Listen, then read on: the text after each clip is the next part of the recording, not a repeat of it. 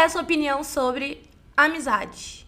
Oi, eu sou a Cris e esse é o Falando Pensamentos, podcast onde, como o próprio nome já diz, eu falo os meus pensamentos. Sejam bem-vindos.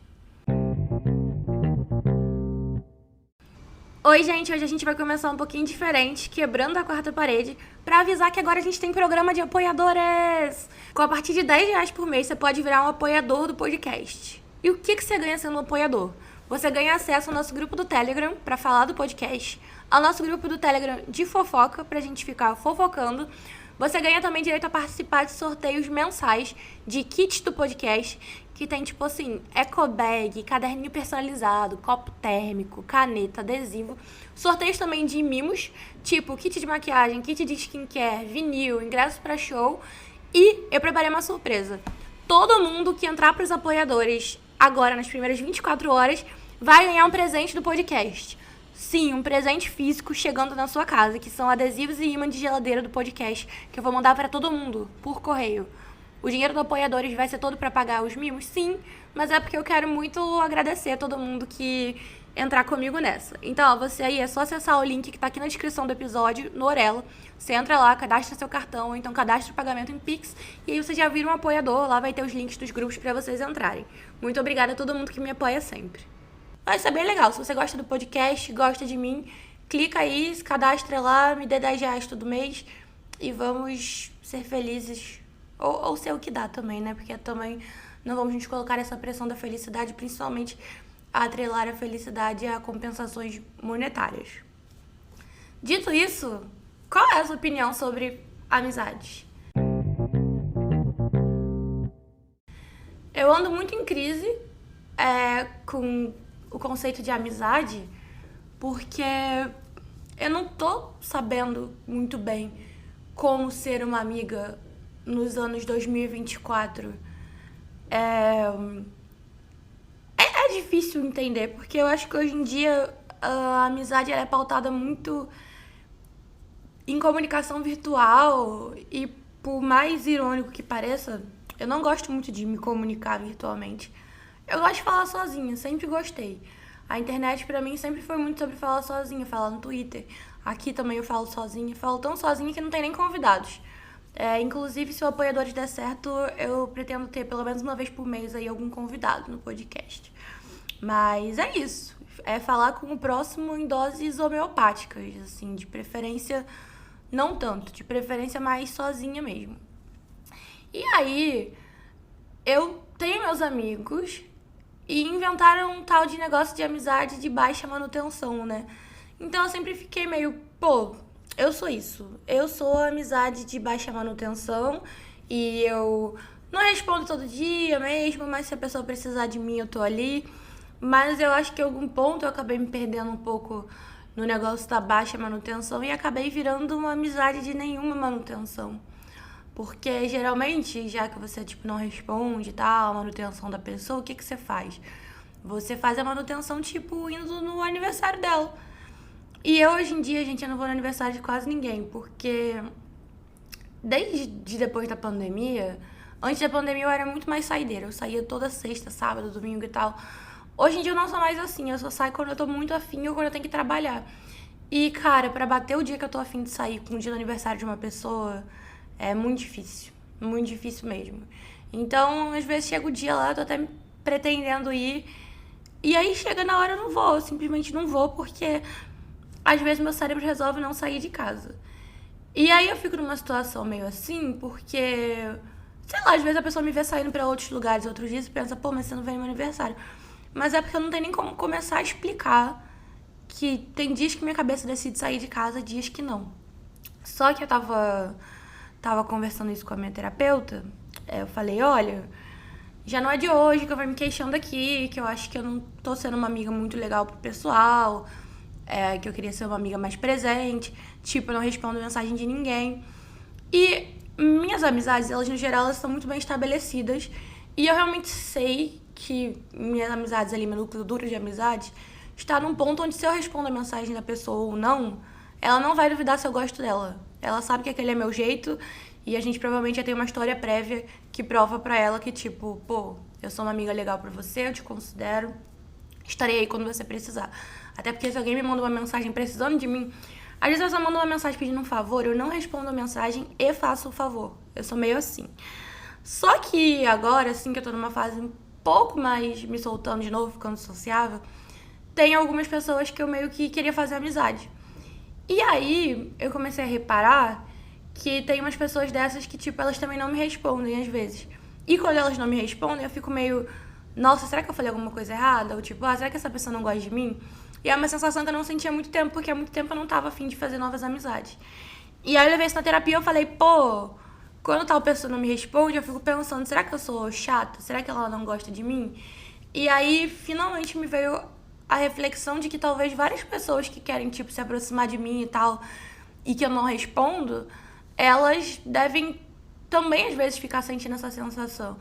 E é uma sensação tão ruim, do tipo, eu não quero que as pessoas sintam isso sobre mim, eu não quero que elas sintam a mesma coisa que eu tô sentindo. E aí minha analista falou, tipo, mas o desconforto é normal, todo mundo sente o desconforto, as pessoas que lidem com as sensações delas, igual você lida com as suas. E eu falei, não, peraí, também não é assim, né, também não é pra tanto, a gente não tá também no neoliberalismo, vivemos na sociedade, porra, tudo tem consequências, e se eu estou voluntariamente te dizendo que eu me incomodo, que as pessoas não sintam, tipo, só sensações agradáveis relacionadas a mim, pessoas que eu me importo, é porque, né, eu quero dar um jeito nisso. Mas ao longo da sessão, eu fui entendendo por que ela falou isso e onde ela queria que eu chegasse. O que é muito difícil, sinceramente. Na terapia, geralmente, eu não chego onde ela quer que eu chegue. Eu chego nos piores locais possíveis. Mas esse dia eu sinto que eu acabei chegando, porque eu tô numa fase muito caseira. E cada vez mais eu tô entendendo que é porque, finalmente, a minha casa, meu lar, é um ambiente confortável em que eu amo ficar. Porque a casa que eu cresci, ela era a base de grito.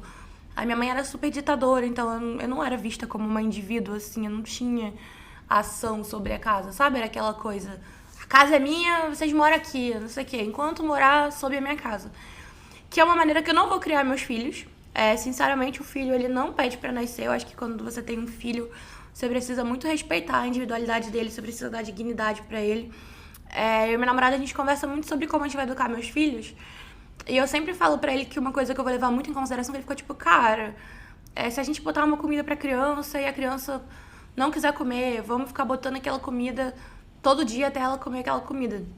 E eu falei, olha, o que eu vou levar muito em conta é sempre pensar assim, o que eu, como uma adulta, teria o direito de fazer nessa situação. E claro que a criança, ela não é uma adulta e tem limite, mas, por exemplo, quem nunca, tipo, pede uma comida e bota no prato e às vezes, pô, tá muito cheio, não consegue comer, calculou errado.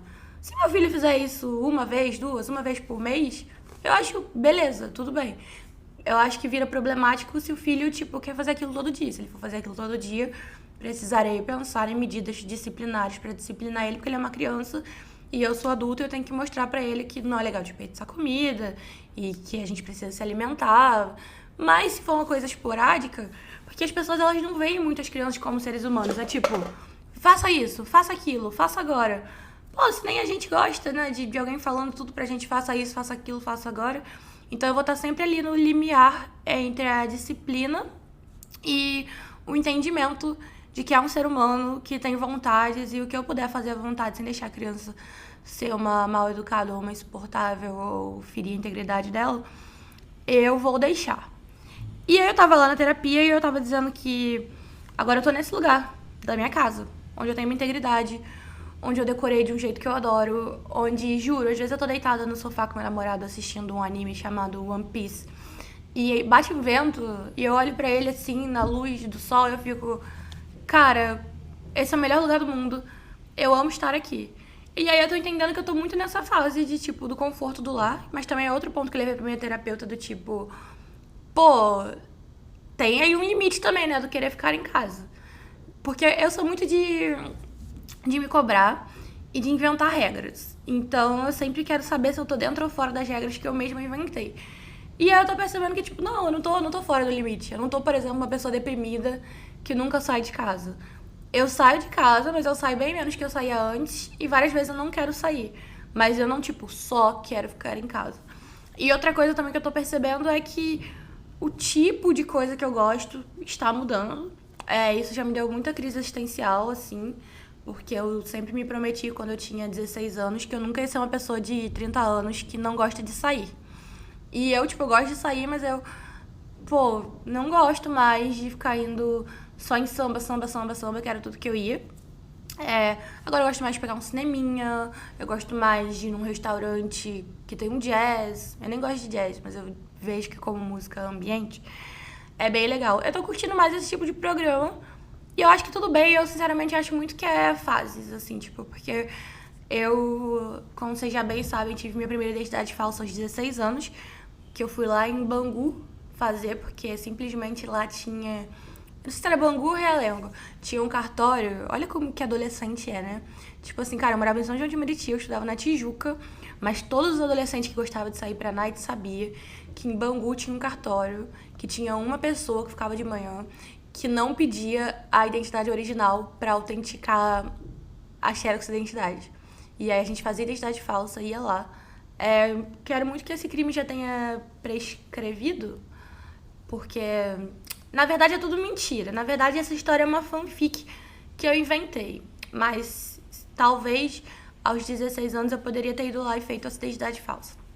E aí se eu tivesse identidade falsa, eu teria saído muito quando eu era muito jovem, assim, muito. Dos 16 aos 25 eu saía direto, aproveitei muito. E agora eu tô nessa outra fase da casa. E aí, finalmente percebendo, finalmente aceitando, porque pra mim o autoconhecimento ele vem muito em. Primeiro eu me regulo, depois eu me odeio, depois eu aceito, depois eu ajo. Então esse foi tipo. Não, não, não, não, não. Quando eu comecei a ver que eu não gostava de sair, tipo, tem que sair, tem que sair, tem que sair. Eu vi que eu tava saindo e não tava me divertindo. Daí eu achei que eu tinha depressão porque eu saía e não me divertia. Mas não era por causa disso. Era simplesmente porque eu tava me obrigando a sair e aí, obviamente, eu não ia me divertir. Aí eu comecei a me odiar por sair e não me divertir. Eu fiquei, cara, eu me odeio. Eu não saio. Meu Deus do céu. Meu Deus. E aí depois eu aceito e fiquei, tá bom. Não gosto de sair. E aí agora estamos no quarto passo, que é o plano de ação. E aí, meu plano de ação, eu pensei, tipo, eu conversei com meu namorado já outro dia, anterior a essa sessão de terapia, que era tipo, eu gostaria de começar a receber uns amigos aqui em casa. Uma coisa meio de, tipo, uma vez no mês, fazer um almoço, chamar umas 6 pessoas, e, enfim, ao longo do ano eu vou ter meio que visto todos os meus amigos. E numa coisa que pra mim é muito mais significativa do que mandar uma mensagem, é tipo, pô, vem aqui, passe o dia inteiro comigo, vamos conversar, vamos socializar. E aí, nessa sessão da terapia, quando minha analista falou, tipo, as pessoas têm que lidar com o incômodo delas, que às vezes isso pega um pouco pra mim na psicanálise, que enquanto na terapia cognitivo-comportamental é meio, o problema sempre é os outros, se eu falar, se eu faço cognitivo cognitivo-comportamental, não é assim, problema. Na psicanálise é muito tipo, também cada um com seus problemas. Eu acho que nem tanto ao céu, nem tanto à terra. E nesse dia eu fiquei puta com a minha analista, quando ela meio que falou cada um com seus problemas, com as palavras dela.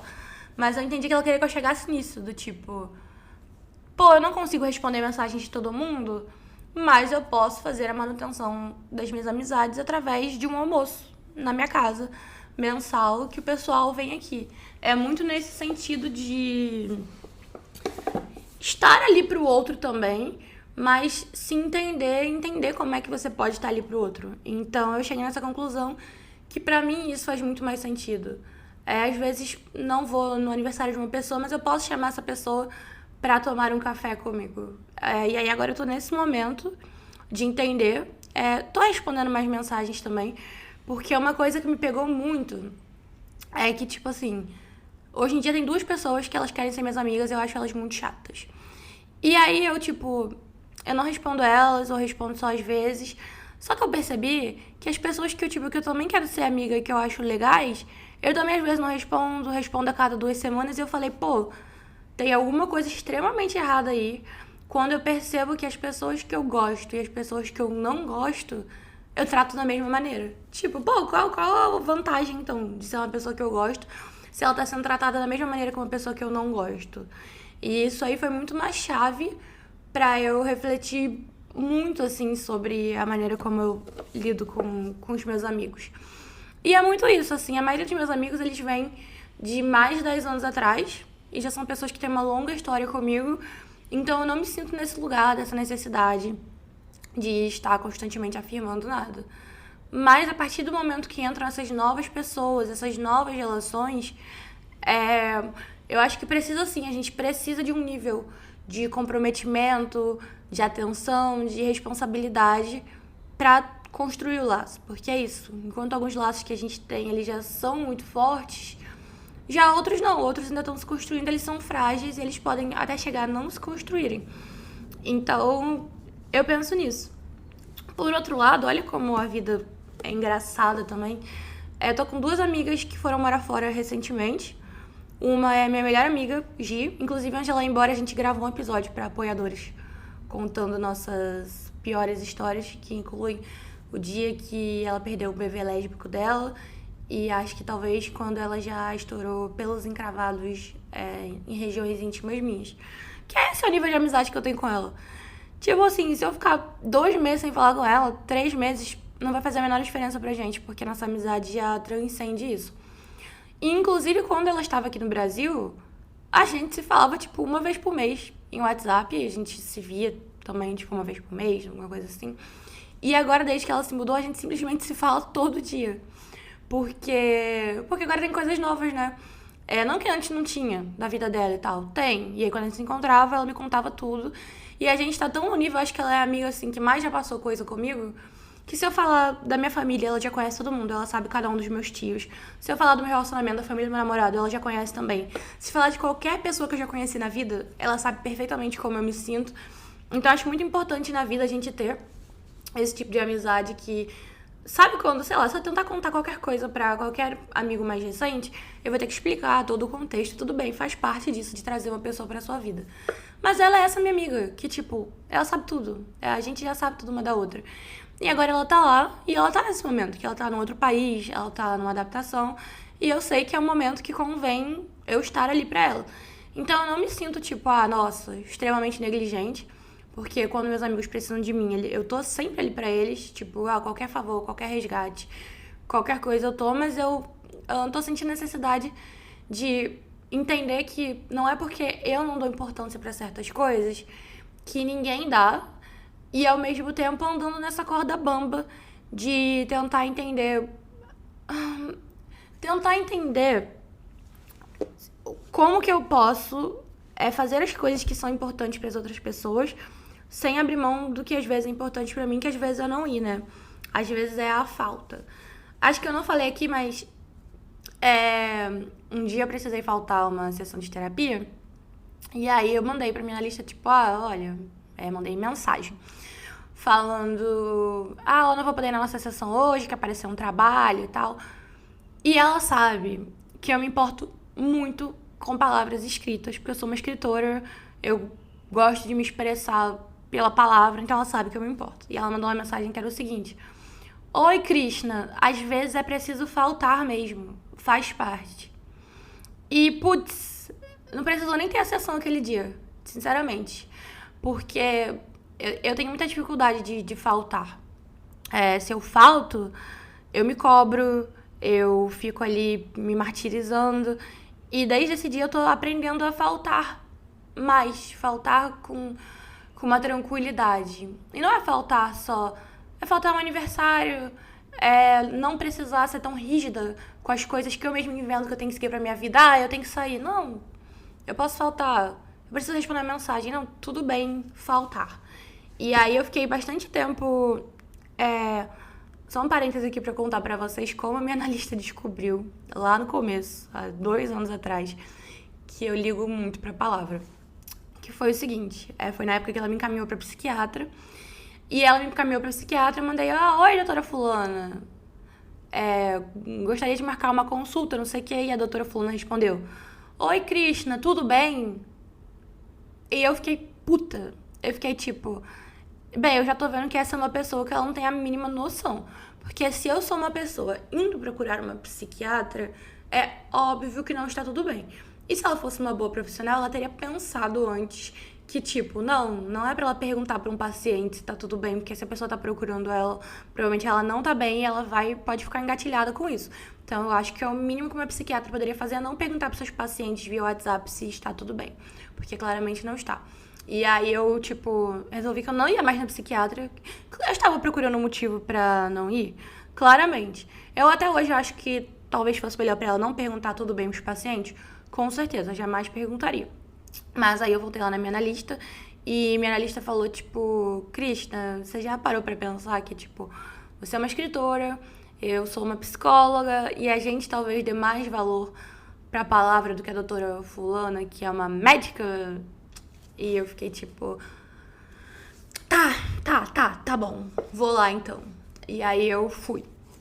E aí quando eu tava, essa coisa da falta tem mais ou menos uns 2 meses. E acho que foi uma das coisas mais importantes, assim, de avanço meu na terapia. Porque eu tô conseguindo ser menos dura comigo mesma, eu tô conseguindo faltar mais. E olha que engraçado, me permitir faltar, tirar essa culpa, esse peso do não ir, do não responder, do não estar, do não ser, tá me permitindo lidar com esses nãos de uma forma melhor, porque parece que depois de aceitar, ao invés de ficar só na negação, eu tô conseguindo voltar pra presença. Eu tô conseguindo ter a vontade de estar na presença. E aí, inclusive, quando eu tava indo embora da sessão dessa semana, minha analista virou e falou: com o tempo você vai entendendo que não precisa ser nem só a falta, nem só a presença, que a falta e a presença, elas podem coexistir. E isso tem quase uma semana e esse triplex está alugado aqui com muito sucesso, porque eu venho pensando muito nisso, né? Na falta e a presença coexistirem, né? Eu conseguir estar ali para os meus amigos de uma maneira que seja boa para eles e para mim, de eu conseguir aceitar que eu gosto de ficar na minha casa e que eu gosto de estar presente, mas em outro tipo de evento hoje em dia. E é um pouco isso. De conselho para vocês hoje fica: entra aí na descrição do episódio no link de apoiadores e vira um apoiador. Todo mundo que assinar nas primeiras 24 horas vai ganhar brindes do podcast chegando na sua casa. É sempre importante ter uma melhor amiga, porque você nunca sabe quando você vai ter um pelo encravado num lugar onde você não consegue estourar. Às vezes é preciso faltar, faz parte. E fique sempre de olho também na presença. A falta é legal, mas a presença também é o máximo. Mas com equilíbrio. Até a próxima.